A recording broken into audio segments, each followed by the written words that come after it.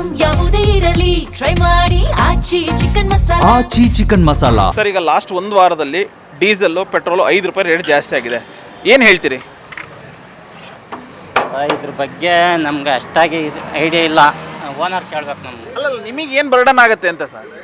ನಮ್ಮದು ಇದೇನು ಬಾಡಿಗೆನೂ ಜಾಸ್ತಿ ಮಾಡ್ತಾ ಇಲ್ಲ, ಪೆಟ್ರೋಲು ಡೀಸೆಲ್ ಜಾಸ್ತಿ ಆಗಿರೋದ್ರಿಂದ ಡೀಸೆಲ್ ಬಾಡಿಗೆನ ಜಾಸ್ತಿ ಮಾಡಿದರೆ ನಮಗೇನೋ ವರ್ಕೌಟ್ ಆಗಿರೋದು, ನಮ್ದೇನು ವರ್ಕೌಟ್ ಆಗ್ತಾಯಿಲ್ಲ. ಇನ್ನೇ ಮಾಡಲೇಬೇಕು, ಡ್ಯೂಟಿ ಮಾಡಲಿಲ್ಲ ಅಂದರೆ ಬೇರೆ ಇದು ಮಾಡ್ಕೊತಾರೆ. ಒಂದು ವಾರದಲ್ಲಿ ಪೆಟ್ರೋಲ್ ಮತ್ತು ಡೀಸೆಲ್ ಬೆಲೆ 5 ರೂಪಾಯಿ ಜಾಸ್ತಿ ಆಗಿದೆ. ಏನು ಹೇಳ್ತೀರಿ? ಜಾಸ್ತಿ ಆಗ್ಬಾರ್ದು ರೀ.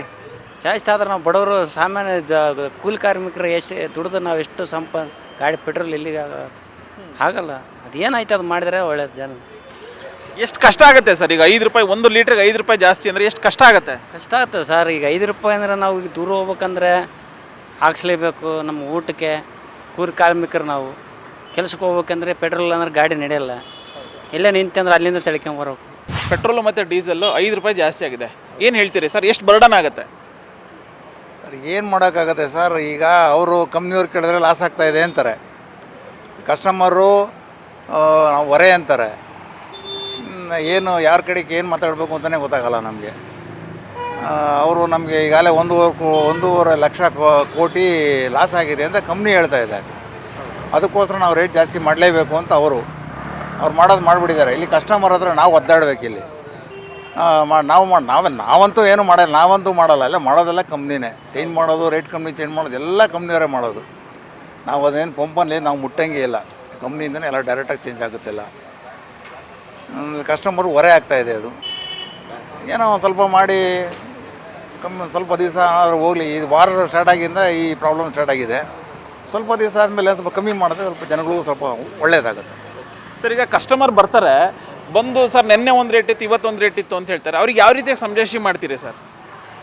ನಾವು ಹೇಳ್ದಂತೆ ಡೈಲಿ ಹೇಳ್ತಾ ಇದ್ದೀನಿ. ಇವತ್ತು ಇದೇ ರೇಟ್ ಮಾಡ್ತಾರೆ, ನಾಳೆ ಏನು ರೇಟ್ ಮಾಡ್ತಾರೆ ನಮಗೂ ಗೊತ್ತಿಲ್ಲ ಸರ್. ಅವರು ಸ್ಟೇಟ್ ಗೌರ್ಮೆಂಟು ಅವ್ರು ಹೆಂಗೆ ಮಾಡಿದ್ರೆ ನಾವು ಹಂಗೆ ಮಾಡ್ತೀನಿ, ಕಂಪ್ನಿಯವ್ರು ಹೆಂಗೆ ಮಾಡಿದ್ರೆ ನಾವು ಹಂಗೆ ಮಾಡ್ತೀನಿ ಸರ್. ಸರ್, ಈಗ ಪೆಟ್ರೋಲ್ ರೇಟು ಲಾಸ್ಟ್ ಒಂದು ವಾರದಲ್ಲಿ 5 ರೂಪಾಯಿ ಜಾಸ್ತಿ ಆಗಿದೆ. ಎಷ್ಟು ಬರ್ಡನ್ ಆಗುತ್ತೆ ಸರ್? ಸರ್, ಬರ್ಡನ್ ಏನಿಲ್ಲ, ಯಾಕಂದರೆ ನಮಗೆ ನಾವು ತಿಂಗಳಿಗೆ ಒಂದು 4 ಸರಿ ಪೆಟ್ರೋಲ್ ಹಾಕ್ತೀವಿ.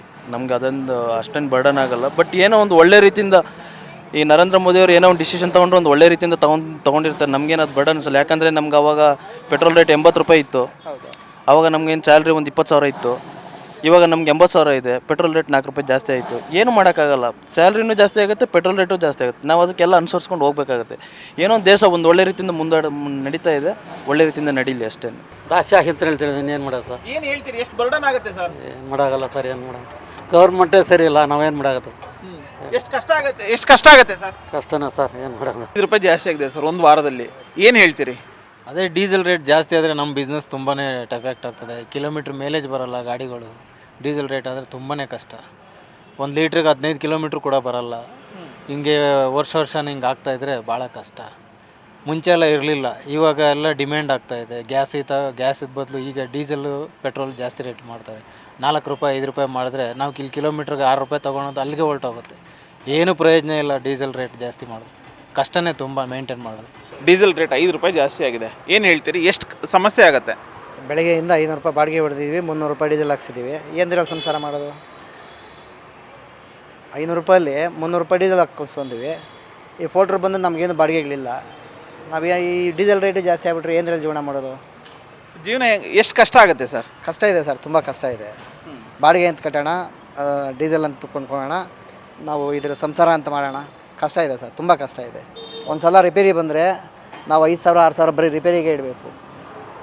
ಈ ಥರ ಇದೆ ಸರ್ ಜೀವನ. ಜಾಸ್ತಿ ಆಗಿದೆ. ಏನಕ್ಕೋಸ್ಕರ ಜಾಸ್ತಿ ಆಗಿದೆ ಅಂತ ಎಲ್ಲರಿಗೂ ಗೊತ್ತಿದೆ, ಆದರೆ ರಾಜ್ಯ ಸರ್ಕಾರದವ್ರಿಗೆ ಏನು ಗೊತ್ತಿಲ್ಲ. ಪೆಟ್ರೋಲ್ ರೇಟ್ ಜಾಸ್ತಿ ಆಗಿರೋದು, ಅಲ್ಲಿ ಯುದ್ಧ ನಡೀತಾ ಇದೆ. ಯುದ್ಧ ನೋಡಿದಲ್ಲ, ಕೇಳಿ ನೋಡಿ ಅವ್ರನ್ನ.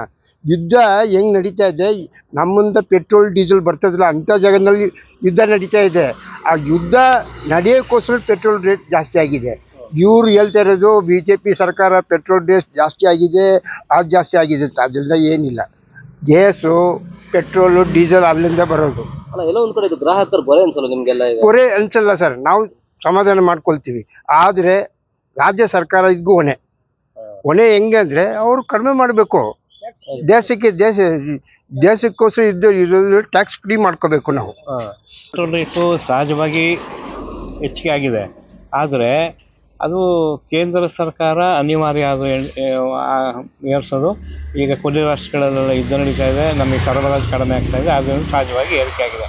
ಆದರೆ ಈ ಕೇಂದ್ರ ಸರ್ಕಾರದ ತೆರಿಗೆ ಇದೆಯಲ್ಲ, ಪೆಟ್ರೋಲ್ ಮೇಲಿನ ತೆರಿಗೆ, ಅದು 19 ರೂಪಾಯಿ ಇದೆ. ಆದರೆ ರಾಜ್ಯ ಸರ್ಕಾರದ್ದು ಅದಕ್ಕಿಂತ ದುಪ್ಪಟ್ಟಿದೆ.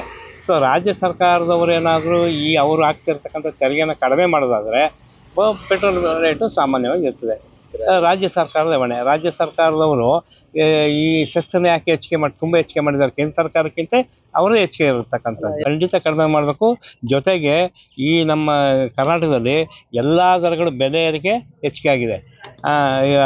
ಬೇಡದೇ ಇರ್ತಕ್ಕಂಥ ಸ್ಕೀಮ್ಗಳಲ್ಲಿ ಹಾಕ್ಕೊಂಡು ಫ್ರೀ ಬಸ್ಸು, ಫ್ರೀ ಕರೆಂಟು ಅಂತ ಹಾಕ್ಕೊಂಡು ಎಲ್ಲ ರೇಟ್ಗಳನ್ನು ಹೆಚ್ಚಿಗೆ ಮಾಡಿದ್ದಾರೆ. ಜನಸಾಮಾನ್ಯರಿಗೆ ಇವರಿಂದ ತುಂಬ ತೊಂದರೆ ಆಗಿದೆ. ಇದು ಬಡವರ ಸರ್ಕಾರ ಅಲ್ಲ. ನಾವು ದೇಶಕ್ಕೋಸ್ಕರ ಸೋರಿಸ್ಕೊತೀವಿ, ಆದರೆ ಈ ರಾಜ್ಯ ಸರ್ಕಾರ ಸೆಸ್ನ ಕಡಿಮೆ ಮಾಡಬೇಕದು.